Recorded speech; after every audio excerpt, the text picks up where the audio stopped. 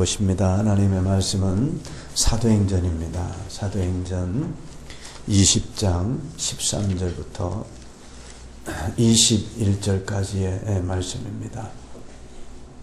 사도행전 20장 13절부터 21절까지의 말씀입니다. 13절부터 21절까지의 말씀을 우리 함께 한 목소리로 함께 합독하시도록 하겠습니다. 사도행전 20장 13절입니다.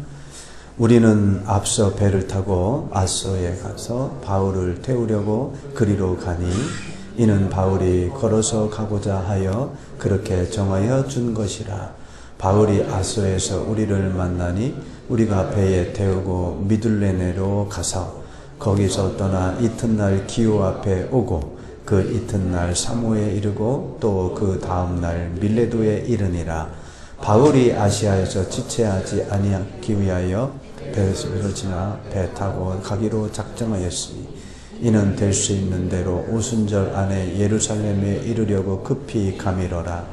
바울이 밀레도에서 사람을 에베소로 보내어 교회 장로들을 청하니 오매 그들에게 말하되 아시아에 들어온 첫날부터 지금까지 내가 항상 여러분 가운데서 어떻게 행하였는지를 여러분도 아는 바니 곧 모든 겸손과 눈물이며 유대인의 관계로 말미암아 당한 시험을 참고 주를 섬긴 것과 유익한 것은 무엇이든지 공중 앞에서나 각 집에서나 거리낌이 없이 여러분에게 전하여 가르치고 유대인과 헬라인들에게 하나님께 대한 회개와 우리 주 예수 그리스도께 대한 믿음을 증언한 것이라. 아멘. 우리 21절 한 번만 더 같이 함께 있습니다. 유대인과 헬라인들에게 하나님께 대한 회개와 우리 주 예수 그리스도께 대한 믿음을 증언한 것이라. 아멘. 예, 우리 함께 예배 나오신 우리 성도님들 간에 함께 잠시 교제 나누는 시간 갖도록 합니다. 좌우 앞뒤를 이렇게 살펴보시면서 예수 이름으로 사랑합니다, 축복합니다. 함께 교제 나누도록 합니다. 예수 이름으로 사랑합니다, 축복합니다. 한 번만 더 하시죠. 예수 이름으로 사랑합니다, 축복합니다. 예, 감사합니다. 우리가 오늘 읽으신 사도행전 20장 13절부터 21절까지의 제목은 주를 섬기는 성도란이라고 하는 제목입니다. 오늘 우리가 읽으신 이 말씀은요, 앞에서 우리가 쭉 사도행전을 보고 있습니다만은 18장부터 이제 우리가 읽은 그 다음 장 21장까지 사도 바울의 3차 선교 여행에 관한 말씀 중에 그 중간에 해당되는 말씀입니다.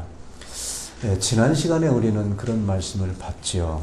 드로아에서 유두고라고 하는 청년이 죽었다가 피곤해서 말씀을 이렇게 듣다가 졸다가 창문에서 떨어져 죽었어요. 근데 하나님께서 바울을 통해 가지고 이 유두고라고 하는 청년을 다시 소생시킨 그런 사건을 지난 시간에 우리가 봤습니다. 이제 그 말씀에 이어서 이제 말씀은 이제 드로아에서 그런 사건이 있었던 드로아에서 밀레도라고 하는 도시까지 바울의 여정과 또 에베소 교회의 성도 또 그곳에서 온 장로들을 대상으로 고별 설교한 그런 내용이 이제 되겠습니다. 먼저 바울은 이제 드로아에서 자신의 일행을 먼저 배를 태워서 보냅니다. 그리고 본인은 이제 홀로 해안도로를 따라가지고 여행을 해서 어디까지 오냐면 아소라고 하는 이 도시에 합류하게 됩니다. 오늘 본문 13절 14절을 우리 한번 같이 읽어보도록 합니다. 우리는 앞서 배를 타고 아소에서 바울을 태우려고 그리로 가니 이는 바울이 걸어서 가고자 하여 그렇게 정하여 준 것이라. 바울이 아소에서 우리를 만나니 우리가 배를 태우고 미둘레네로 가서. 자, 여기 앞에 잠깐 지도를 한번 같이 보시도록 합니다. 이 지도는 지금 바울의 3차 전도 여행의 행선지를 그린 그 지도가 되겠습니다. 그래서 점선은 이제 시작이고, 실선은 이제 시작이고, 점선은 이제 돌아서 오는 그런 행로를 나타내주고 있는데, 오늘 본문에 보면 우리가 드로아라고 하는 곳이 있었죠. 이제 드로아에서 바울이 이제 이 아소로 갔는데, 이 아소로 가는데 자신의 일행들은 배를 타고 이 아소를 가게 하고, 본인은 이제 이 육로로 걸어서 이 아소까지 갔다. 그리고 이제 우리 본문에서 나왔던 미둘레네가 여기에 있고, 기오가 있고, 이제 사모가 있습니다. 사모가 있고, 거기에 이제 에베소가 있고, 밀레도라고 하는, 즉 이제 요 드로아에서부터 밀레도까지 이르는 이 행적이 오늘 읽으신 본문의 도시에 해당이 되겠습니다. 그런데 이제 이 바울이 말씀드린 바와 같이 저 드로아라는 곳에서 아소까지 거리가 한 32km 정도 된다고 합니다. 이 32km면 대략 우리 용인에서 저 서울 가는 정도의 거리가 될 것 같은데, 이 왜 자신의 일행은 배를 태워서 아소까지 가게 하고 본인은 30km에 해당이 되는 이 드로아에서 아소까지 걸어서 갔을까? 그 이유는 이 성경에 기록되어 있지 않습니다. 그래가지고 이 신학자들은 이 추측을 하는 거예요. 왜 바울이 육로로 걸어서 갔을까? 편하게 배를 타고 가도 됐을 것을 혼자서 이 드로아에서 아소까지 걸어서 갔을까? 이것을 이제 신학자들은 추측을 하는데, 그 이유가 아마도 바울은 이제 이 걸어가면서, 그렇죠, 이 용인에서부터 서울까지 거리를 혼자서 걸어가면서 이제 자신에게 하나님께서 맡기신 그 사명을 다시 한번 이렇게 다짐하는 그런 일정이었을 것이다. 그리고 또 하나는 이제 고별 설교를 했다라고 말씀을 드렸는데, 이 고별 설교가 이제 우리 본문 이어서 이제 쭉 나오게 되는데, 이 고별 설교를 앞두고 이제 예루살렘에 가면 바울은 이제 붙잡히게 되거든요. 옥에 갇히고 죽음을 맞이하게 되는 거죠. 그런 바울의 심정을 이제 생각을 해볼 때, 바울이 드로아에서 아소까지 걸어가면서 이제 자신이 예루살렘에서 당할 고난과 환난을 생각을 하면서 더욱더 하나님과 영적 교제를 나누었을 것이다. 더 깊은, 혼자서, 예수님도 혼자서 겟세마네 동산에서 눈물로 기도하셨듯이 바울도 아마도 이 거리를 걸으면서 그 자신이 앞으로 당할 환난과 고난을 가지고 하나님과 깊은 영적 교제를 나누기 위해서 바울은 이 30km에 해당하는 거리를 혼자서 걸었을 것이다. 이렇게 추측을 합니다. 아무튼 바울의 일행은 저 드로아에서 시작을 해서 아소, 미둘레네, 기오, 사모, 밀레도까지 갑니다. 오늘 그 15절에 그렇게 돼 있죠. 15절에 우리 한번 같이 읽어보도록, 15절, 16절 한번 같이 읽어봅니다. 거기서 떠나 이튿날 기오 앞에 오고 그 이튿날 사모에 들르고 또 그 다음날 밀레도에 이르니라. 바울이 아시아에서 지체하지 않기 위하여 에베소로 지나 배 타고 가기로 작정하였으니 이는 될 수 있는 대로 오순절 안에 예루살렘에 이르려고 급히 감이라. 바울의 일행이 아소, 미둘레네, 기오, 사모, 밀레도로 가는 거예요. 근데 중간에 에베소라고 하는 지역을 들르지 않았다라고 성경은 기록되어 있죠. 네. 에베소라고 하는 곳은 이 3년 동안 바울이 그곳에서 사역을 했던, 정들었던 그런 도시였거든요. 그 에베소를 지나쳤다라고 하는 거죠. 근데 그 이유는 성경에서 어떻게 기록되어 있냐면, 오순절 안에 예루살렘에 도착하려고, 서둘러가지고 오순절 안에, 오순절 절기가 이제 얼마 남지 않았기 때문에 그 예루살렘에 빨리 지체하지 않고 빨리 도착하려고 에베소에 들르지 않았다. 이렇게 성경은 기록하고 있습니다. 그러면 오순절 안에 예루살렘에 도착하려고 했던 이유는 뭘까? 그것은 예루살렘의 교회에 그동안에 이제 모금한, 각 교회에서 모금한 헌금을 예루살렘에 드리기 위해서, 절기에 맞춰서 드리기 위해서 가려고 했던 거예요. 구제헌금을. 각 교회에서 구제헌금을. 그때 당시에 이 예루살렘 여 밑에 예루살렘은 그때 당시에 심한 기근으로 인해 가지고 굉장히 어떤 고난을 당하고 있었다라고 나오는데, 그 고난을 당하고 있던 예루살렘 교회와 성도들을 돕기 위해서 구제헌금을 거뒀거든요. 그 헌금을 빨리 예루살렘에 가서 전달해 주고자.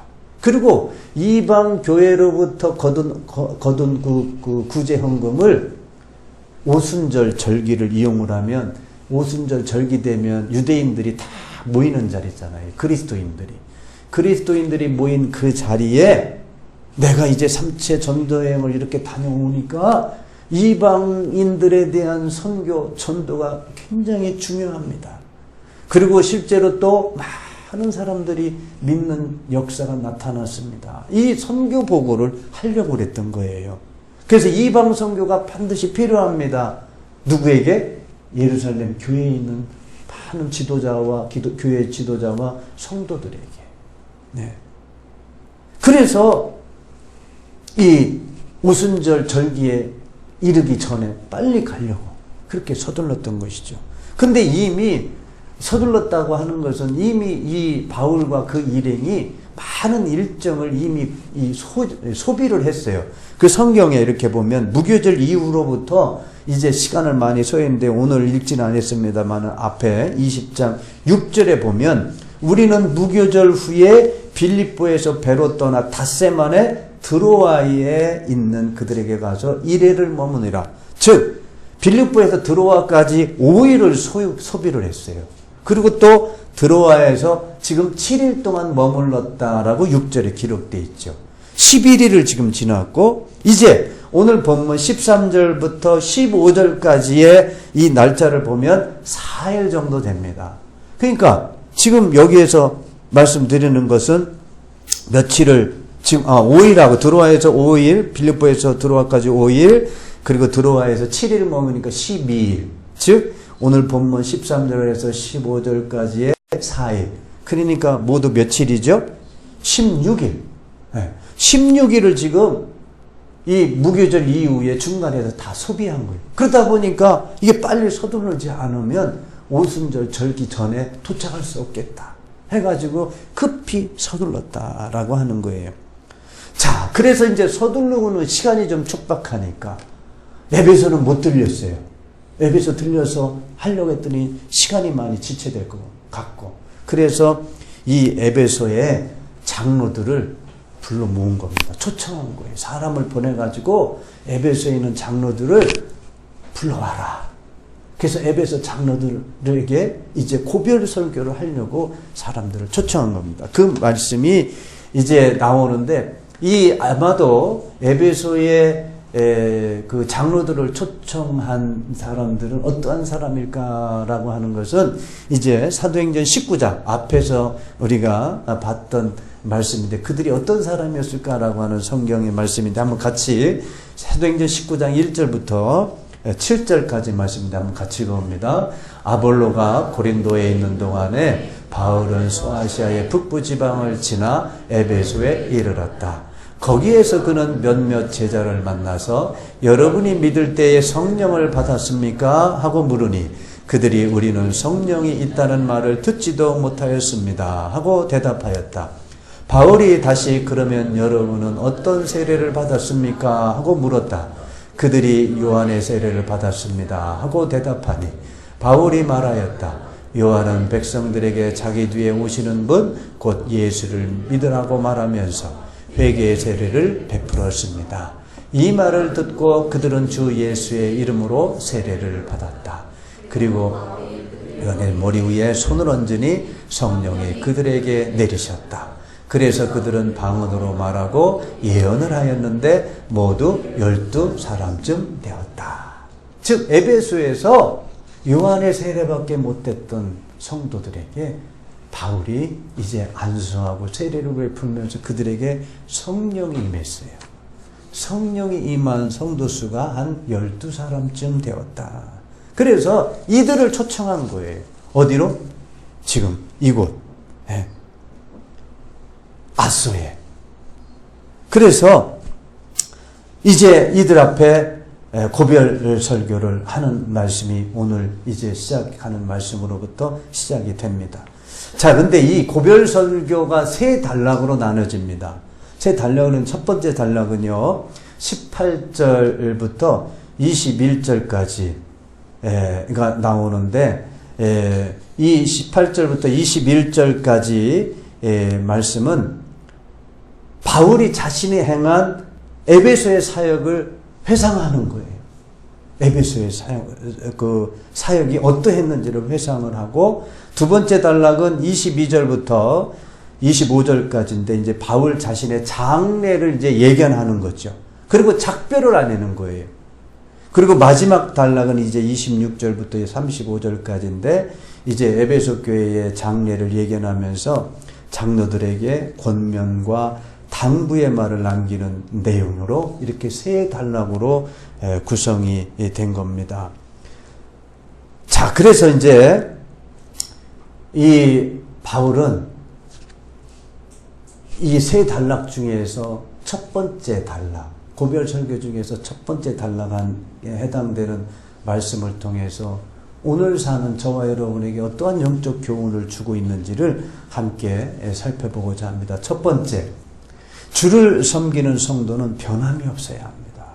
믿으시길 주님의 이름으로 축원합니다. 주를 섬기는 성도는 변함이 없어요. 자, 오늘 본문 18절 우리 한번 같이 읽어봅니다. 오매 그들에게 말하되 아시아에 들어온 첫날부터 지금까지 내가 항상 여러분 가운데서 어떻게 행하였는지를 여러분도 아는 바니. 이 본문에서 바울은 항상 여러분 가운데서 어떻게 행하였는지 여러분도 안다라고 말하고 있습니다. 이렇게 설교를 시작하고 있어요. 여러분도 안다.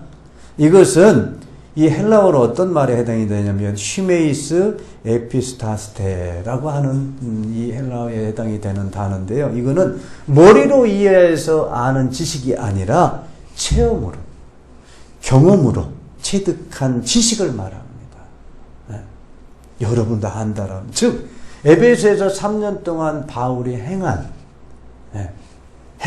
것을 여러분도 알지 않느냐. 내가 어떻게 행했는지를 3년 동안 여러분들에게 어떻게 행했는지를 여러분도 알지 않느냐. 즉 바울에 대한 경험적 지식을 의미한다라고 할 수 있는 거죠. 바울은 3년 동안 어떻게 해요? 처음부터 끝까지 변함이 없이 일했다라고 말하고 있어요. 주님을 향한 우리의 마음은 변함이 없어야 될 줄로 믿습니다. 왜냐하면요, 하나님께서는 우리를 향하여 변함이 없으시기 때문에 그래요.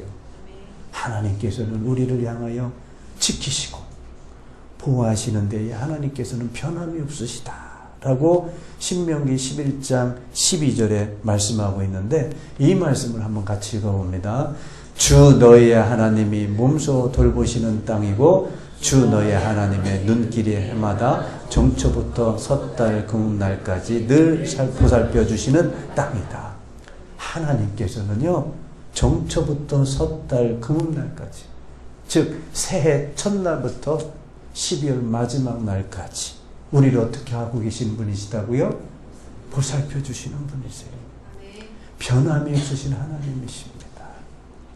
그렇기 때문에 우리도 주님 앞에서 변함이 없는 성도들이 되어야 될 줄로 믿습니다. 또 성경은 말씀하시는데 하나님께서는요, 졸지도 주무시지도 않으시고 영원토록 우리를 지켜주신다라고 말씀하고 있어요. 그 말씀이 시편 121편 3절부터 8절까지의 말씀인데 우리 한번 같이 읽어보도록 합니다. 주께서는 내가 헛발을 디디지 않게 지켜주신다. 너를 지키시느라 졸지도 않으신다. 보아라, 이스라엘을 지키시는 분은 졸지도 않으시고 주무시지도 않으신다. 주님은 너를 지키시는 분, 주님은 내 오른쪽에 서서 너를 보호하는 그늘이 되어주시니 낮에 해도 너를 해치지 못하며 밤의 달도 너를 해치지 못할 것이다. 주께서 너를 모든 재난에서 지켜주시며 내 생명을 지켜주실 것이다. 주께서는 내가 들어올 때나 이제부터 영원까지 지켜주실 것이다. 졸지도 주무시지도 아니하신 하나님께서 우리를 어떻게 해요? 우리의 출입을 지금부터 영원토록 지켜주신다. 즉 하나님은 신실하신 분이십니다. 신실하다는 말은 그야말로 그 말대로 믿음직하다는 거예요. 우리의 삶을 전체를 맡길 만한 분이시다.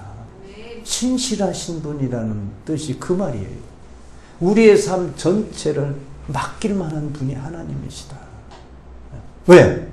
우리를 영원토록 연초부터 연말까지 벌써 한 해가 다 저물어 갑니다. 여러분들이 한 해 동안 지켜주신 하나님 한번 뒤돌아보세요. 하나님께서 이 모양 저 모양으로 우리를 지켜주신 줄로 믿습니다. 비록 우리 삶 가운데 여러 가지 고난도 있고 힘든 여러 가지 일도 있었지만 그렇지만 우리에게 이렇게 1월 1일부터 이제 12월 달까지 하나님께서 함께 해주시고 지켜주시며 우리는 감사해야 될 줄로 믿습니다. 역시 내년에도 이제 1월 1일부터 12월 말까지 하나님께서 지켜주실 것을 우리는 믿고 나아가는 성도들이 되어야 될 줄로 믿습니다. 이것은 우리가 편함이 없어야 된다는 거예요. 누구를 향한 믿음이? 하나님을 향한 믿음이 우리가 편함이 없어야 된다. 그래서 하나님은 우리 이사야서 45장에 이렇게 말씀하고 마태복음 24장 13절에 이렇게 말씀하고 있는데 한번 같이 읽어봅니다. 그러나 끝까지 견디는 사람은 구원을 받을 것이다. 내가 너희에게 명한 모든 것을 그들에게 가르쳐 지키게 하여 보아라, 내가 세상 끝날까지 항상 너희와 함께 있을 것이다. 우리는 끝까지 견뎌야 되는 줄로 믿습니다. 끝까지 견디실 수 있는 주의 성도들이 되시기를 주님의 이름으로 축원합니다. 우리 복음성가 집에 순례자의 노래라고 하는 찬양이 있는데 79장입니다. 복음성가 집에 찬양집에 79장이 있는데 이 79장에 순례자의 노래라는 찬양을 함께 드리고자 합니다. 저 멀리 배는 나의 시온성 오 거룩한 곳 아버지지 내 사모하는 집에 가고자 한밤을 새웠네. 저 망망한 바다 위에 이 몸이 상할지라도 오늘은 이곳 내일은 저곳 주복음 전하리.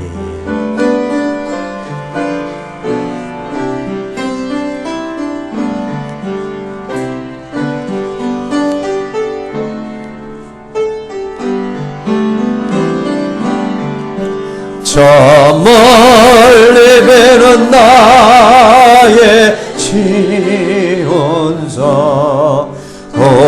거룩한 아버지지 내 사모하는 집에 가고 한밤을 새웠네. 한밤을 세웠네. 저 망망한 바다 저 망망한 바다 위에 이 몸이 상할지라도 오늘은 이곳 내일은 저곳 전하 아득한 나의 발길 다가고 아득한 나의 발길 다가 저 동산에서 저 동산에 편히 쉴 때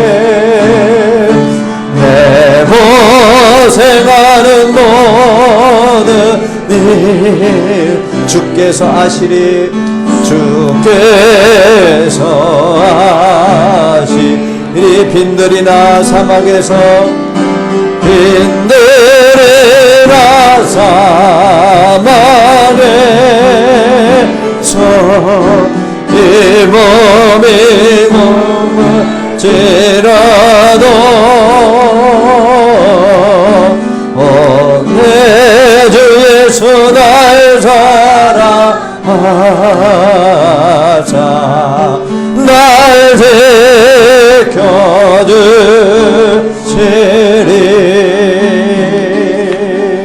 아멘. 이제 두 번째입니다. 두 번째 본문이 저와 여러분에게 주시는 영적 교훈의 말씀은 주를 섬김은 겸손과 눈물로 섬겨야 한다. 주를 섬기는데 어떻게 섬겨야 된다고요? 겸손과 눈물로 섬기시는 성도들이 되시기를 주님의 이름으로 축원합니다. 오늘 본문 19절인데 한번 같이 읽어보죠. 곧 모든 겸손과 눈물이며 유대인의 관계로 말미암아 당한 시험을 참고 주를 섬긴 것과. 사도 바울은 에베소에서 3년 동안 어떻게 행했냐면 그 행한 것을 회상하는데 주를 섬겼는데 어떻게 섬겼냐면 눈물과 겸손과 눈물로 섬겼다라고 고백을 하고 있어요. 여기에서 겸손이라고 하는 헬라어 단어는 어떤 단어이냐면요, 타페이노 프로시네스라고 하는 단어인데, 이 단어는 하나님 앞에서 자기가 얼마나 보잘것없는 존재인가를 깨닫고 나서 교묘한 마음, 얼마나 하나님 앞에서 내가 보잘것없는 자인가를 우리가 깨닫고 나서 주님 앞에서 교묘한 마음, 이게 바로 겸손이라고 하는 거죠. 그래서 성경은 성도들에게 뭐라고 말씀하고 있냐면 자신보다 남을 낮게 여기라, 이렇게 말씀하고 있어요. 빌립보서 2장 3절 말씀입니다. 우리 한번 같이 읽어봅니다. 어떤 일을 하든지 다툼이나 허영으로 하지 말고 겸손한 마음으로 하고 서로 자기보다 남을 낮게 여기십시오. 우리는 어떤 일을 하든지 다툼이나 허영으로 하지 않고 겸손한 마음으로 나보다 남을 더 낮게 여기시는 주의 성도들이 되시기를 축원합니다. 그리고 눈물로 섬겼다라고 하는데, 이 눈물이라고 하는 단어는요, 다퀴리온이라고 하는 단어에 해당이 되는데, 이 원문에 보면 여기에 지금 번역이 빠져있는 단어가 있는데, 그 단어가 뭐냐면 많은, 즉 플론이라고 하는 단어가, 형용사 플론이라는 단어가 이 원문에는 기록이 되어 있는데 번역에서 빠졌어요. 그러니까 겸손과 많은 눈물, 많은이 빠져 있는 거예요. 그러니까 바울은 주를 섬기되 날마다 적지 않은 많은 눈물을 흘리면서 눈물로 주를 섬겼다라고 하는 거죠. 이 바울은 이와 같이 많은 지식을 갖고 지적으로 높은 지식을 갖고 있었지만 이에게는 깊은 감성을 갖고 있었던 그런 사람이었어요. 바울은 성도들의 유익을 위해서는 자기의 눈물을 아낌없이 흘릴 줄 아는 그런 사람이었어요. 한 영혼을 구원하기 위해서 그는 눈물로 기도했던 그런 사도 바울이었습니다. 그 사도행전 20장 31절에 이렇게 기록되어 있거든요. 우리 같이 읽어봅니다. 그러므로 여러분은 깨어 있어서 내가 3년 동안 밤낮 쉬지 않고 각 사람을 눈물로 훈계하던 것을 기억하십시오. 겸손과 눈물로 저 영혼이 정말 주님을 잘 믿는 영혼이 되었으면, 그러니까 눈물로 기도한 거예요. 눈물로. 우리 가족 공동체, 우리 열방교회는요, 이러한 겸손과 눈물로 주를 섬기는 성도들이 되기를 저는 바랍니다. 즉, 이 가족 공동체라고 하는 것은 서로의 부끄러움을 감추지 말고, 또 나의 꺼리낄 일을 가리지 말고, 나의 꺼리끼는 일, 나의 부끄러운 일을 다 이렇게 서로 드러내고 공유하며, 그걸 흉보는 것이 아니라 어떻게 해요? 그분을 위해서 눈물로 우리는 기도해 줘야 될 줄로 믿습니다. 눈물로 기도하는 공동체가 되어야 될 줄로 믿습니다. 저 성도의 지금 아픈, 저 성도의 지금 힘든 것들, 이런 것들을 서로 우리가 공유하고 듣고 해서 그걸 놓고 그 성도를 위해서는 눈물로, 하나님, 저 성도가 지금 이런 일을 당하고 있습니다. 하나님, 저 성도를 위로하시고 속히 저 일을 극복할 수 있도록 하나님 도와주세요. 우리는 이렇게 눈물로 겸손으로 기도하는 공동체가 되기를 원합니다. 우리는요, 말로만 하나님의 말씀을 전하는 것으로 복음의 진리를 깨달을 수가 없습니다. 복음을 전하는 성도는요, 서로의 삶을 공유하는 거예요. 공유해야 됩니다. 하나님의 나라의 말씀은요, 단지 말로서만 아니라 우리의 삶 전체를 통해서 전해져야 될 줄로 믿습니다. 말로만 하나님의 말씀이 이렇습니다, 이렇습니다 우리가 전하는 것이 아니라 우리의 삶을 전해져야 돼요. 우리의 삶을 보고 와, 맞아, 나도 예수님 믿어야 돼. 우리의 삶을 통해서 우리가 복음을 전해야 된다는 거죠. 왜냐하면 복음은 곧 삶이기 때문에 그렇습니다. 저는 우리 열방교회가 우리 성도들 간에 서로 삶을 서로 공유하고 서로 깊은 이해를 하고 서로를 위해 눈물로 기도하는 공동체가 되기를 저는 소망합니다. 이 진정한 눈물은요, 그분을 사랑하는 마음을 가질 때, 그를 위하는 마음이 가질 때 우리는 이 눈물로 기도하게 되는 줄로 믿습니다. 저희 교회는 내년에 이제 가정교회를 시작합니다. 가정교회를 하게 되면 집에서 음식을 나누면서 어떻게 해요? 우리서 찬양도 하고 예배를 드리면서 우리 성도들 한 분 한 분의 지금 삶의 힘든 것들을 서로 나누게 될 겁니다. 한 주간 살아오면서 감사한 것 서로 나누며 또 힘든 것들을 서로 나누고, 그게 가족이잖아요. 지금은 가족 안에도 부모와 자녀 간에 대화가 잘 안 해. 그러니까 힘든 거, 어려운 것들을 서로 대화가 안 해. 그게 무슨 가족 공동체입니까? 그 가족이 자꾸 힘들어지고 그러는 거죠. 정말 우리 교회가 가족 공동체로 이루어 간다는 것은 우리 성도들 간에 힘들고 어려운 것들을 서로 나누고 그를 위해서, 그분을 위해서 서로 눈물로 기도해 줄 수 있는 이런 공동체를 이루어가자는 것이 바로 우리 가정교회입니다.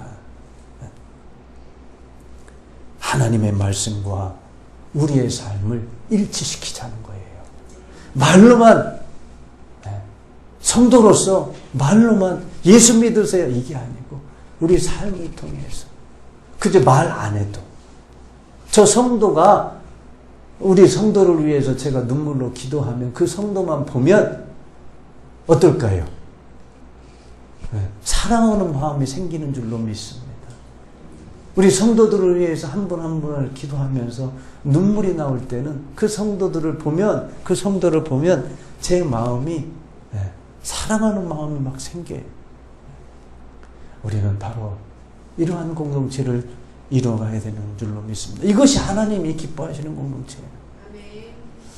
우리 복음성과 찬양지 그 옆에 78장, 우리 78장 눈을 들어 하늘을 쳐다보세요.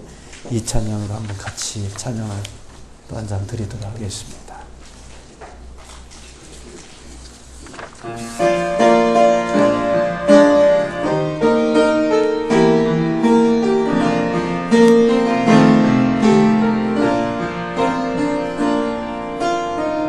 사방이 가로막혀 절망하나요. 눈을 들어 하늘을 쳐다보세요.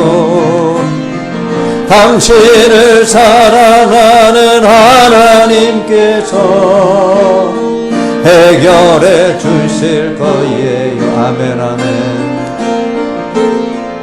지금 당신이 먼저 해야 할 일을 하나님이 하신 일을 인정하면서 모든 것이 합력하여 선을 이룰 줄 믿고 따라가는 일이죠.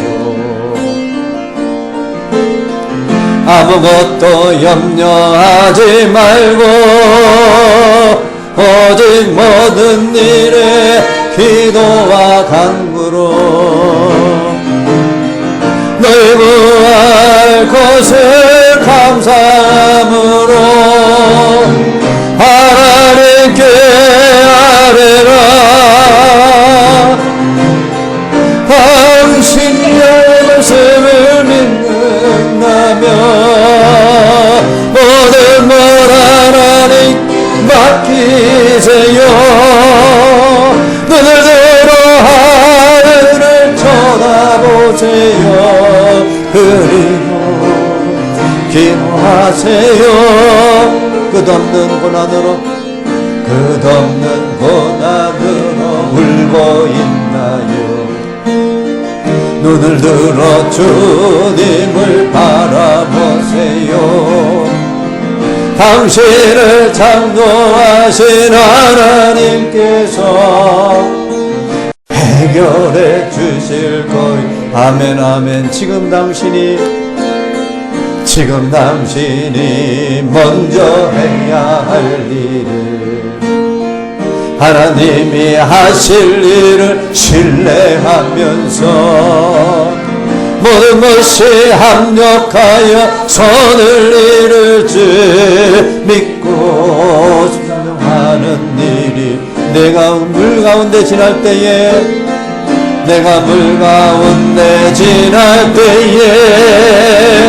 물이 너를 침몰치 못할 것이며 내가 불 가운데로 행할 때에도 하지 아니하리라면 하나님이 이 약속을 믿는다면 모든 것 주님께 맡기세요. 눈을 들어 주님을 바라보세요. 그리고 감사하세요. 끝없는 고난으로 울고 있나요? 끝없는 고난으로 울고 있나? 눈을 들어 주님을 바라보세요. 당신을 창조하신 하나 해결해 주실 거예요. 해결해 주실 거예요. 지금 당신이 먼저 해야 할 일을 하나님이 하실 일을 신뢰하면서 모든 것이 합력하여 선을 이룰 줄 믿고 순종하는 일이죠. 내가 물 가운데 지날 때에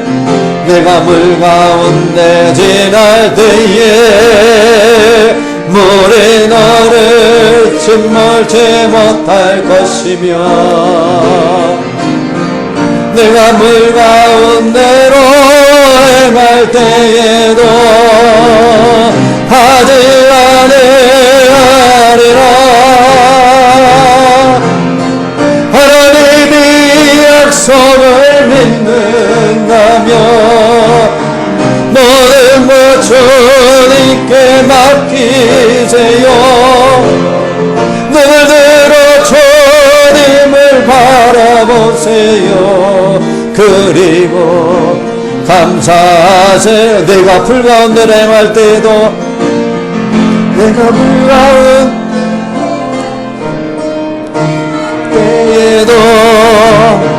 하지 아니하리라. 하나님이 약속을 믿는다면 모든 것 주님 맡기세요. 눈을 들어 주님 바라보세요. 그리고 감사하세요. 땅과 하늘을 바라보시는 성도들 되시기를 주님의 이름으로 축원합니다. 마지막으로 세 번째입니다. 주님이 주시는 영적 교훈의 말씀은 주님을 섬기는 성도는 회개와 믿음이 있어야 된다. 오늘 본문 21절을 한번 같이 읽어봅니다. 유대인과 헬라인들에게 하나님께 대한 회개와 우리 주 예수 그리스도께 대한 믿음을 증언한 것이라. 바울은요, 복음을 전하되 그 핵심이 무엇이었냐면 하나님께 대한 회개, 그리고 예수 그리스도께 대한 믿음을 전했다라고 하는 거예요. 이 두 가지 요소는요, 그리스도인이 되기 위해서 필요한 아주 필수 요소입니다. 이 회개라고 하는 단어는 메타노이안이라고 하는 단어에 해당이 되는데, 이것은 마음의 변화예요. 이것은 다시 말씀드려서 이제 나의 과거의 잘못, 악한 것들, 악하게 행한 것들을 이제 다 청산을 하고 이제 하나님을 향한 마음의 변화인 줄로 믿습니다. 이 회개에서 가장 중요한 것은 자신의 의지적인 결단을 통해서 행동의 변화입니다. 이제 내가 과거의 일을 청산을 하고 이제 결단을 하고 내 행동을 이제 변화해야 되겠다. 이게 바로 회개입니다. 하나님께 대한 회개라고 하는 것은 이제 죄를 자복하고 하나님께로 돌이키는 거예요. 나의 죄를 하나님 용서해 주세요. 이제 내가 하나님께로 돌아오겠습니다. 이게 바로 회개입니다. 반면에 믿음이라고 하는 단어는 피스티스라고 하는 이 헬라어 단어에 해당인데, 이것은 신앙, 확신이라는 의미입니다. 즉 자신과 하나님과의 관계에 대한 확신이에요. 즉 믿음이라고 하는 것은 내 안에 이제 새 주인을 모셔드는 거예요. 예수 그리스도와 새로운 관계를 세우는 거예요. 이게 바로 믿음이에요. 그러니까 즉 우리는 회개를 통해서 우리 과거에 지었던 죄를 하나님께 회개하고 하나님께로 돌아오고, 그리고 예수 그리스도를 향한 믿음, 그분을 새로운 내 주인으로 모시고 흔들림 없이 굳게 서 있는 상태를 바로 이 회개와 믿음이라고 하는 겁니다. 바로 이 믿음이라는 게 그거예요. 내 안에 예수 그리스도가 새 주인이 되는 거예요. 그래서 예수 그리스도로 머무는 상태, 예수 그리스도를 어떻게 꼭 붙잡고 있는 상태, 이게 믿음이에요. 그러니까 흔들림이 없어야 돼요. 예수 그리스도를 다 붙잡고 내 마음이 흔들리지 않는 상태, 이게 바로 믿음입니다. 우리가 믿음이 강하고 믿음이 연약하고, 이것은 바로 예수 그리스도를 내가 얼마만큼 꼭 붙잡고 있느냐, 이게 바로 믿음이에요. 예수 그리스도를 꼭 붙잡고 있으시기를 주님의 이름으로 축원합니다. 결론적으로 바울이 아시아에서 전하는 복음의 핵심은 죄를 회개하라, 그 하나님께로 돌아와라, 그리고 예수 그리스도를 새 주인으로 여러분의 마음에 주인으로 모시고 살아라. 이게 바로 바울이 전한 복음의 핵심이었던 겁니다. 사랑하는 열방교회 성도 여러분, 주님을 섬기는 저와 여러분들은 변함이 없는, 흔들림이 없는 믿음을 가져야 하겠습니다. 나의 마음에 예수 그리스도를 나의 주인으로 모시고 그분만을 의지하는 성도가 되어야겠습니다.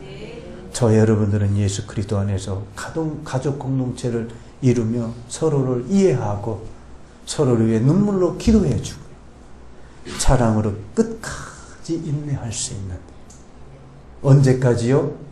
주님이 다시 오시는 날까지. 이러한 공동체를 함께 이뤄나가시는 우리 열방교회와 우리 성도들 되시기를 주님의 이름으로 축원합니다. 축원합니다. 기도하겠습니다. 하나님 감사합니다. 이 시간도 우리에게 정말 말씀으로 깨닫게 하시오니 하나님 감사합니다. 말씀을 듣고 깨닫는 것으로 머무는 것이 아니라 하나님 우리의 삶으로 예수 그리스도를 나타낼 수 있기를 원합니다.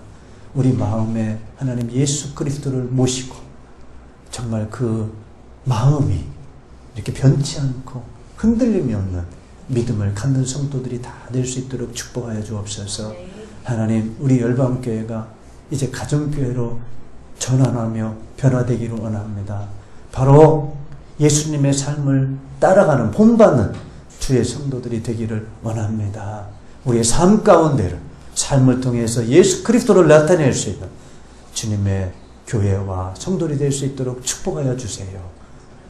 올 한 해도 지켜주신 하나님, 이제 새로운 한 해도 진행 연초부터 연말까지 우리를 지켜주실 줄 믿습니다. 우리 함께 해줄 믿습니다. 감사드리며 예수님의 이름으로 기도하옵나이다. 아멘. 우리 찬송 179장 들으시면서 드리신 헌금 드리는 봉헌 시간 갖도록 합니다.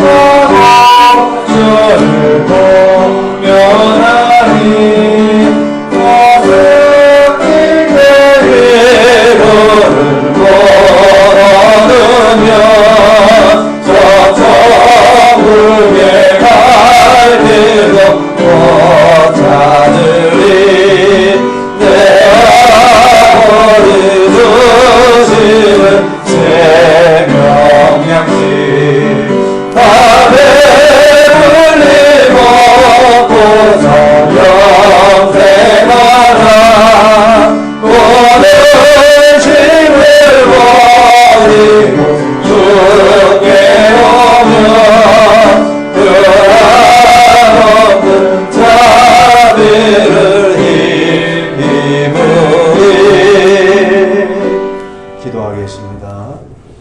제가 감사함을 드렸습니다. 하나님 감사합니다. 이렇게 이 열방교회를 세우시고 우리 성도들을 원근 각지로부터 불러 모으시고 함께 예배드리며 아름다운 행복한 공동체를 이뤄나갈 수 있도록 인도해 주시는 하나님 감사합니다. 하나님 더욱